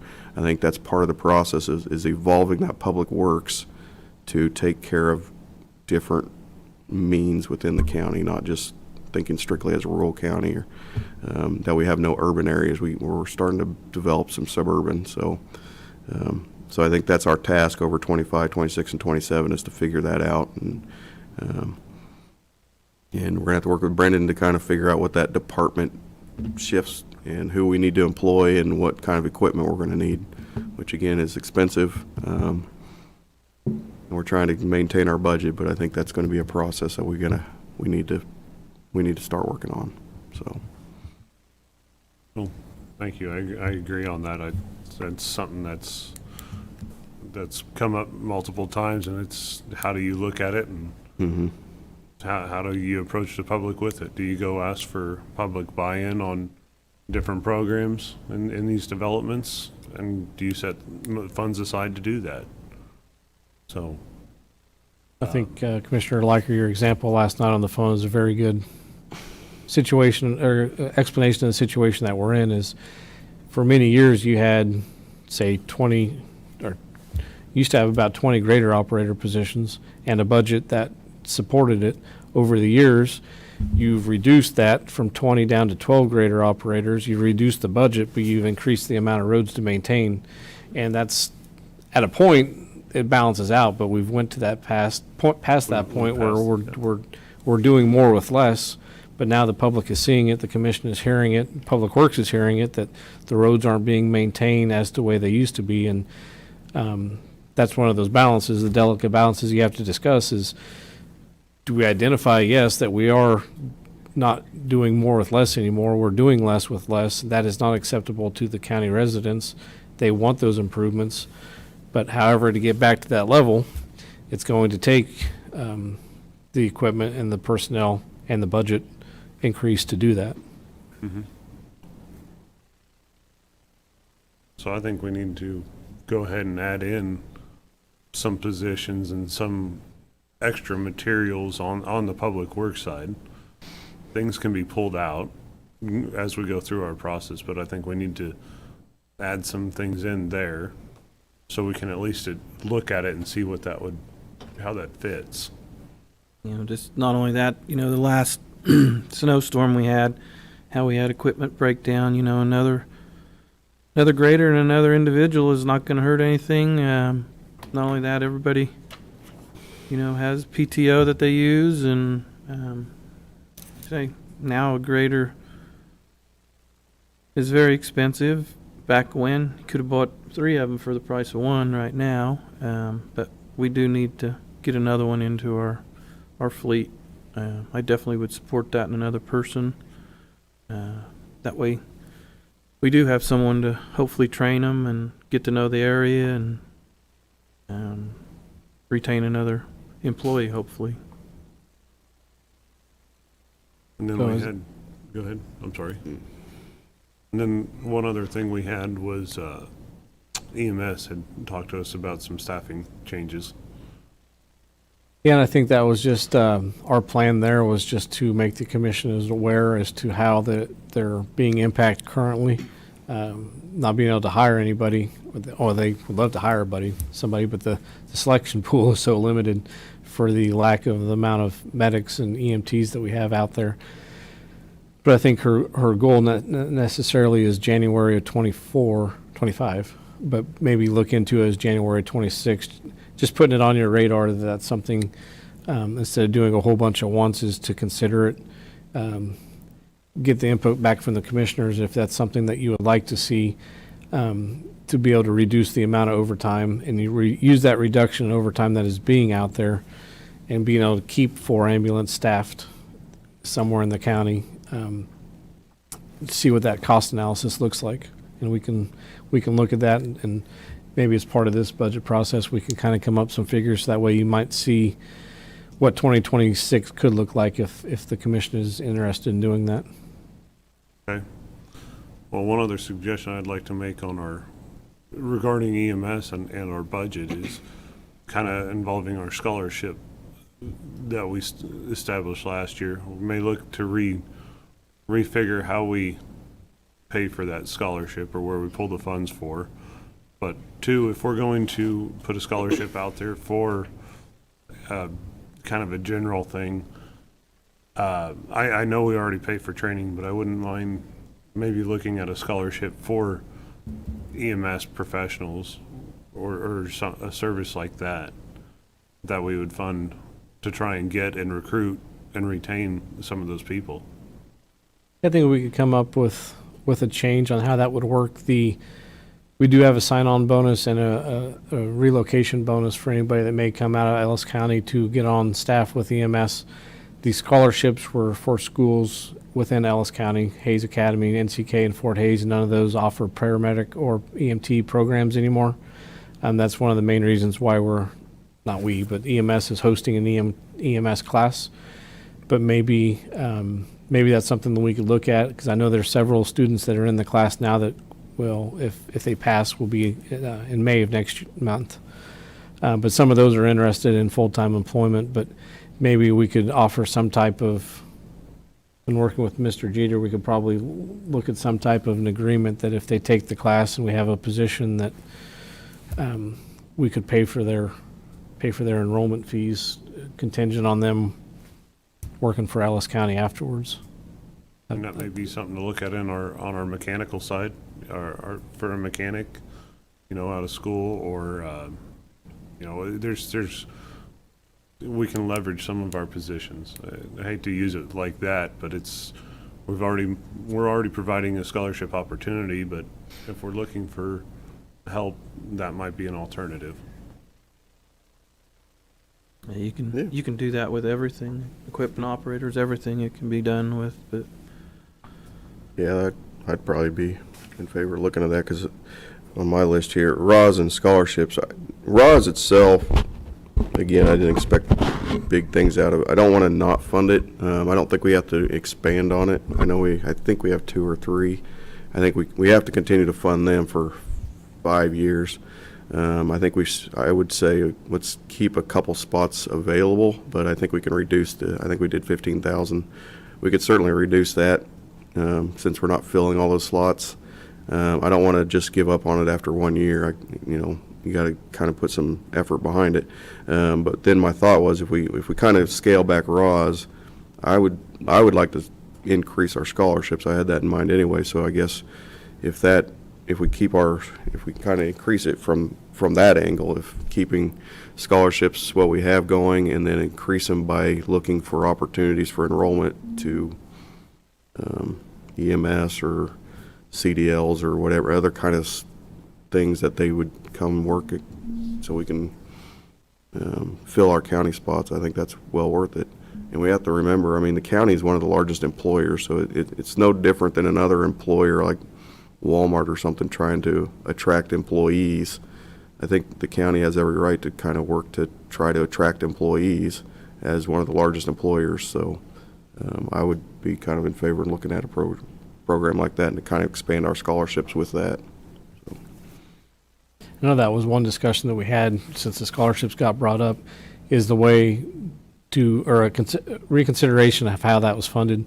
I think the commissioners got support from everybody that the scholarships was a good option to expand out there to the students, but maybe not necessarily using property tax dollars was maybe the way to move forward. Should we look at the growth that we're having in sales tax? We're only talking the scholarships was $15,000, but should we transfer that from being used from property tax to use of sales tax, so that way it's not being funded by property tax dollars? I would support that. I would, yeah. Yeah. I got a lot of pushback on that type of deal, so, yeah, that's a good idea. To keep us moving on, I guess, outside agency funding, just as an update there, we talked about that at the retreat. And next week, I believe, Erica Burgess from United Way will be here to give a presentation on how the process works for their care council and how they get a certain amount of funding and then visit the agencies who apply for funding and then give recommendations on how to disperse the money available for that. So I believe for 2025's budget, the process that they've already done has started. I don't know if Commissioner Burgess wants to explain any more on that, but I should know all my details before we go to those retreats, but it would make most sense so that they have already closed their care council for 2025. They've already done the city and the funding for so for us to do it within our 2025 budget, we'd have to ask them to reconvene and put back together. And I think that might be just an inconvenience. So Eric will come present how it works, but so we'd be actually looking at this process probably for 2026 of the applications open in September. So they'll open this year in 2025, but September through December, 3 months there. And they're requesting funding during that time will be for our 2026 budget.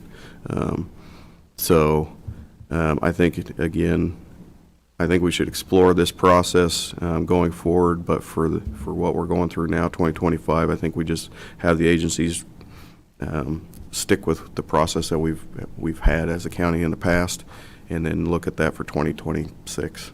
Okay.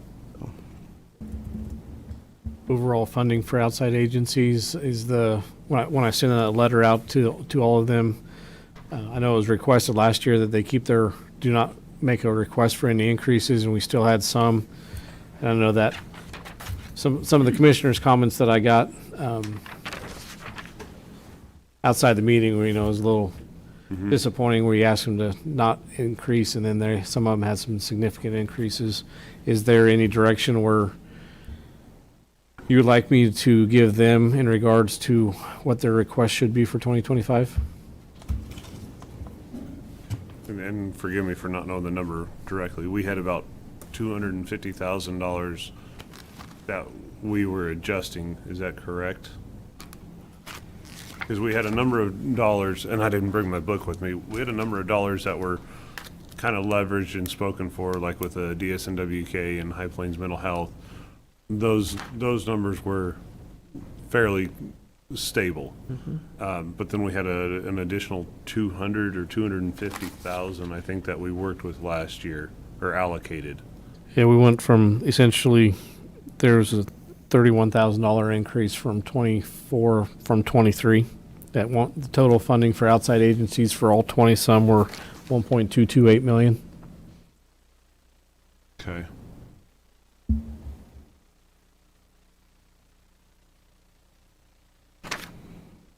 Over the last couple of years, that's been over a 20-some% increase in funding of outside agencies as well. Well, I'd like to say, from my standpoint, I'd like to hold that level flat for this year.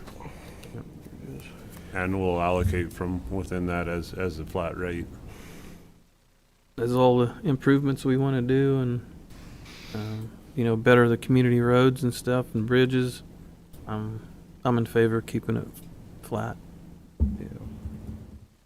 It's probably, I guess that's going to be my direction for 25, is they're going to have to, and they should always ask what they believe is appropriate, but I think that they should kind of be aware that we're working with again, I think we're going to try to work with a really tight budget in 2025 and do the projects that we need to do as a county, so they're part of the process of the county, and I believe in these outside agencies, but I think they're going to have to watch it a little bit this year and then be prepared. I think our goal, or my goal, would be for, again, 2026 being part of the CARE Council, is going forward, we would establish a levy, whatever, I'm just throwing a number out so nobody hold me to it, but say whatever half a mil levy or 1 mil generates will be allocated towards those outside agencies, and then they can request amongst that pool. But until we get to that point, I think they're going to have to look at what they asked for in the past year or two and kind of stick with that ask, would be my direction. Since we kind of talked about it a little bit ago, the Grove Community Center, I didn't know Doug was going to be leaving, but any thoughts directly on there? I do have a suggestion maybe that I think would appeal to Doug and maybe our 2025 budget, but if essentially call it the ask is $250,000. We have the Public Works facility that's going to be sold, so there's some different options there, and I've still haven't been contacted back from the local appraiser, private appraiser that we contacted to see where we can get some numbers out there, but so I might reach out and see if we can find a different appraiser to get out there to that property. But so we have funding that can come in for that could be budgeted for 2025. But for the Grove, if you kind of look back what we looked at last week at the commission meeting in regards to the funding of how 2023 ended, we had a surplus of revenue and we were under budget in expenditures, which is always where you want to end up at. But a solution maybe to not impact what 2025 looks like into the budget and funding something that's a kind of a one-time expense is throughout the budget process as we move throughout the year here and get into July and August when we get the final budgets done, is see where we're at for the year, and if the year is on the trajectory of where we were at for 2023 as being under budget, is just using the budget, some of the budget stabilization fund, and just make that payment out of 2024. So that way there's no additional tax allocated or levied for 2025, and have that commitment done this year. And it wouldn't impact next year's budget. It wouldn't impact any reductions in this year's budget. Just a thought. I'm trying to, Is that a feasible position to be in with the change that we just made with our wage study and putting that all into effect? yes, because we keep, I don't remember the exact amount that's left over in there. I have to look through the numbers. But there's, we usually try to keep a minimum of $750,000 in there for the end of the year as a stabilization. So as one budget, I don't want to say one, I'll pick on Bobby since she's sitting there, but if she's over budget by a couple $1,000s, that's where that comes in there. But it's also as somewhat of a contingency. So that way, if you do have something that comes up, it has the ability from the commission to use it and allocate it somewhere. And like I say, the only reason I brought that up was just as an idea that if you do have some of these improvements you want to make for 2025, this wouldn't take away from that. Well, I'm open to, I'll advocate for it, and I'm open to pretty much any way if these other commissioners are concerned about how we do it, whether it's within a budget or that process of using Public Works or divvying it up over 3 years or taking it all at once or 2 years or however. I'll kind of defer as far as how we do it to my fellow commissioners, but I will advocate that we participate and fund it. And again, that number that I see, 250, is way lower than what I was personally going to try to push for as a commissioner. So that's where, again, I want to find a way to do it, and what way we navigate, I'll kind of defer to these commissioners if they're happy with that. Commissioner Younger? I'm on that same page. You know, the last time I went to the Grow Hayes meeting, it was at 245, and now it's down to 241. So maybe if we wait a little, it'll go down. But I doubt that. But no, I'm also like that. However, we can fund it and get it and be done with it. And if it is better for the 24, I'm in support of that, to do that. Well, I'm not against or opposed to the project. However, like I mentioned to Mr. Williams, that we were at Victoria and we see, a lot of private funds that have been pushed out forward first. And it was presented as there's a lot of public funds already committed on this. I would have appreciated more this community support at the beginning rather than community buy-in afterwards. I've seen other projects that commissions of past have taken on to help support or build a building, and a business has moved in for a while, changed hands, and then moved out of state. So I don't want to tell the taxpayers that we know better for their money to go to a community project than they do. So I guess with Victoria, the community being there first, the community saying, this is what we want, and this is what we want to do, it kind of feels almost a reverse role here.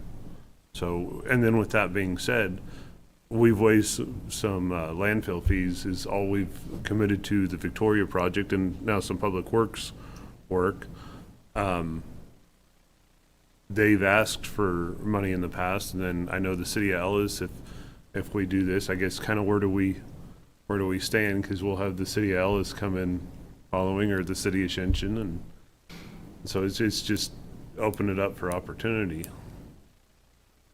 So. Yeah, I mean, I can see that, and I can see where St. John's Place could say, yeah, why don't you help fund us? And I guess my argument to that would be, I guess, come ask. And you can always, that's the tough position we're sometimes always in, is where do you draw the line? And you don't know where you draw the line until you have to, I guess. So if there's, I'm sure there's going to be other projects in the future that we'll look to the county and ask for the county, and we'll have to weigh those at this time, so. So let me throw this out there as a proposed idea, and I kind of floated this a little bit with Darren. I would be open to the funding of this on a share basis if they get or bring communal support. So if we say commit 100 or 110, matching funds more or less. Is if we do a 50-50 match or whatever, but I would be open to that. So at least we do have some community buy-in that he speaks of. I would at least see some of that, or like to see some of that. Over 1 year, 2 years, 3 years, 4? Well, I mean, that's the problem, is we're looking to get this done possibly now to possibly use that account of our stabilization. So, that's an idea I had. I'm not saying it's the right idea, but it would be, I'm not opposed to seeing something start, but like I said, I don't want to start a cascade of events where we do have a St. John's coming in, ask for 230 next week, and then we have an Ellis Good Sam's or something come in, and we could start we could start as something here. But that's what we're supposed to do too. That's what Mr. Williams and his group is supposed to help us do, is economically develop, and that's To bring yes, people into our community, so.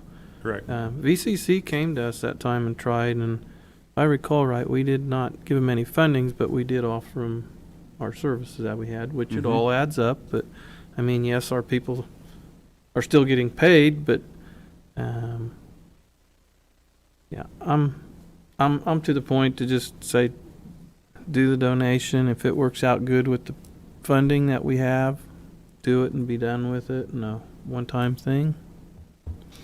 Can you expand on the public works, just for other information in the public? We can't donate that building and have like a nonprofit sell it then and take whatever proceeds. We have to go through the process of selling it, and then what we do with those funds is up to the commission, correct? Correct, and Bill Jr. may know the statute off the top of his head, but based on the valuation of what that building is, it's over what state statute allows to be able to deed over a building.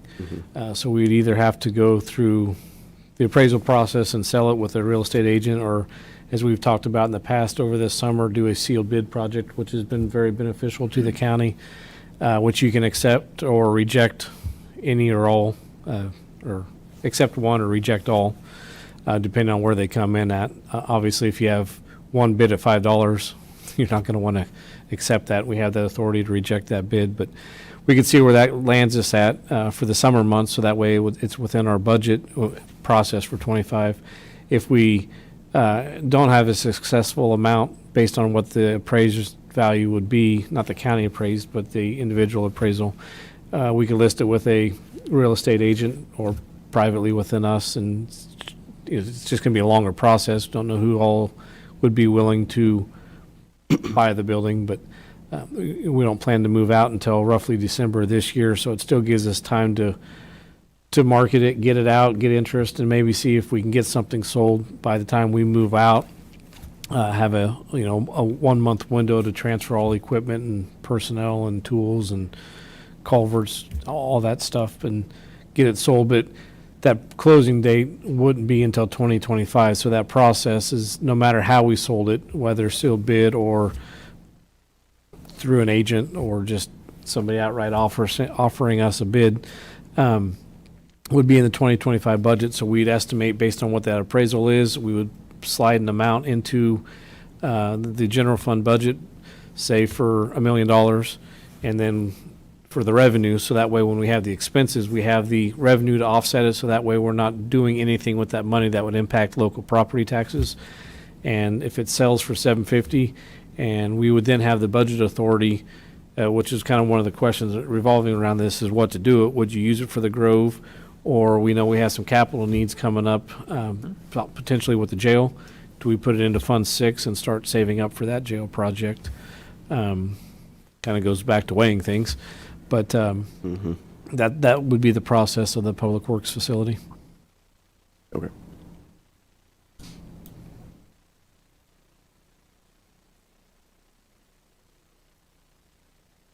I think, like I say, with the Grove, it's kind of to do anything with this year's budget. I think it's an option, but I would feel more confident on what that looks like once we get into July, August, is if, do we just write them a check out of 2024, or maybe we use half of it? Do we do 125 in 24 and 125 in January, and then use some of that funding from the Public Works facility and some of it from this year's budget, and it really would still have no impact on any projects that you would like or changes that you would like to do for next year's budget.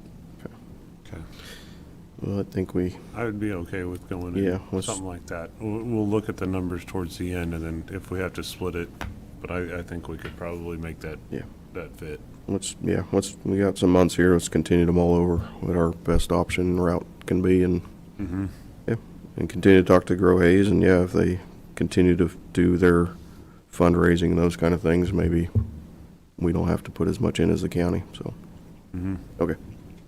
I think in a general way, that kind of covered everything several different times, but Nothing like talking in circles.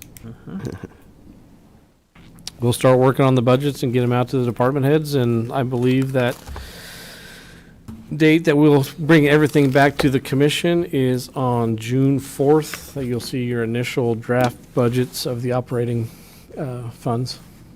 Okay. That's all I got, I guess, on that. Yep, you covered all the topics I had on my budget requests, so. Okay. With that, I guess we'll move to County Administrator Report. I'll pass this morning. Thank you. Okay. County Commissioner Reports. Mr. Burgess? I don't have anything. I'm passed for now. Okay. Mr. Younger?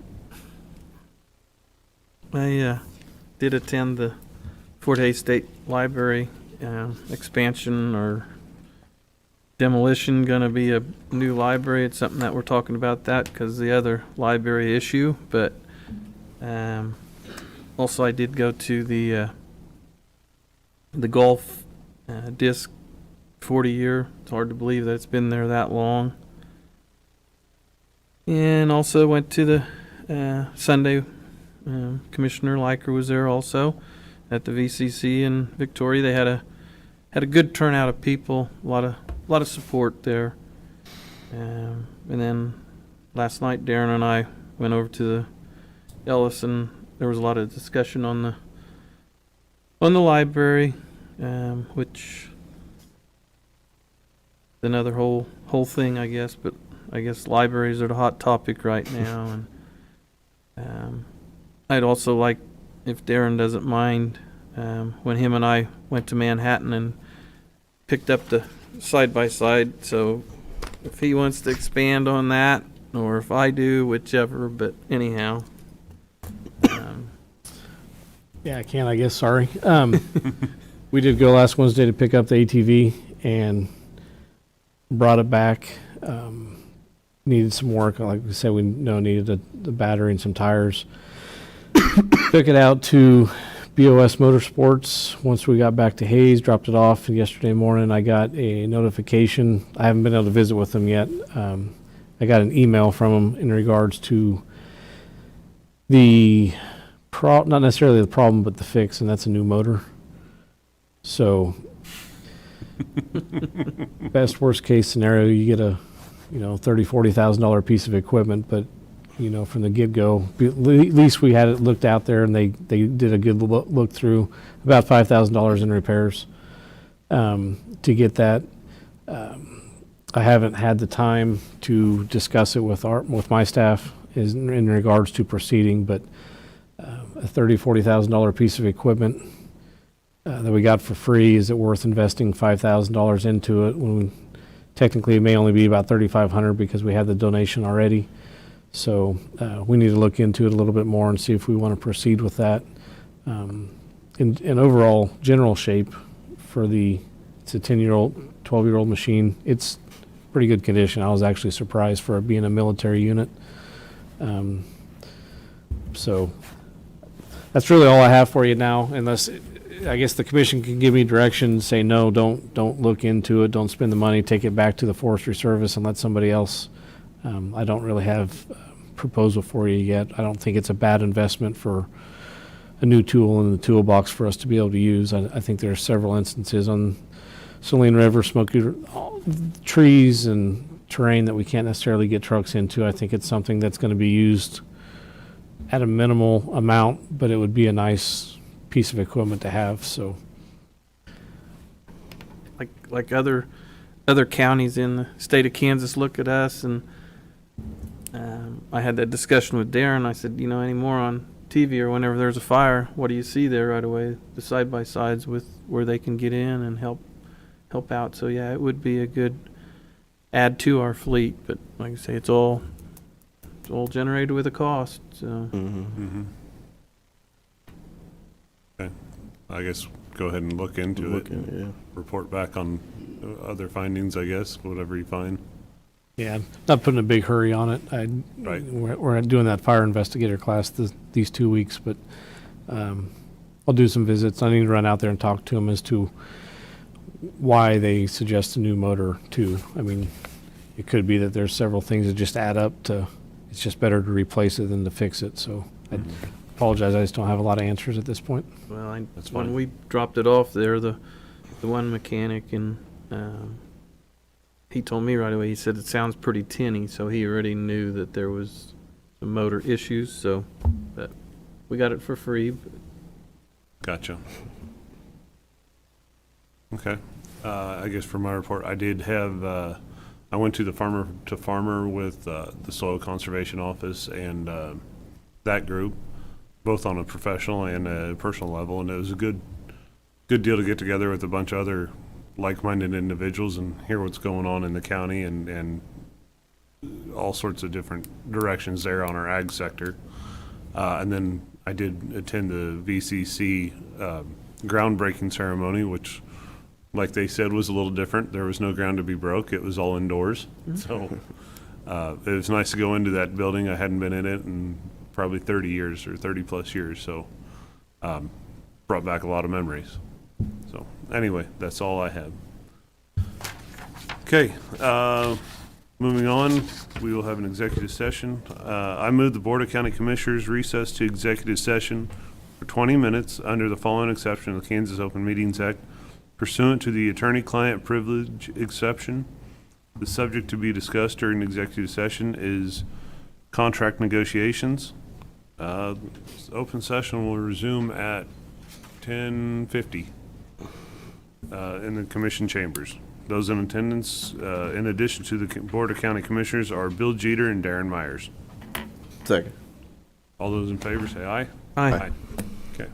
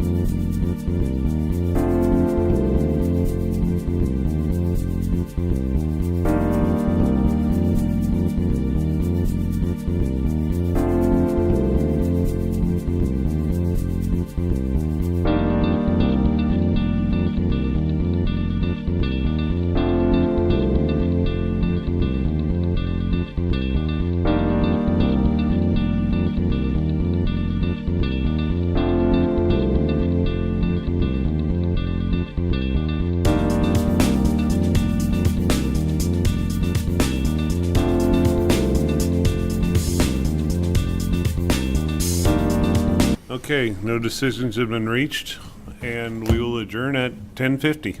I forgot that. I know you did. I wasn't going to say that.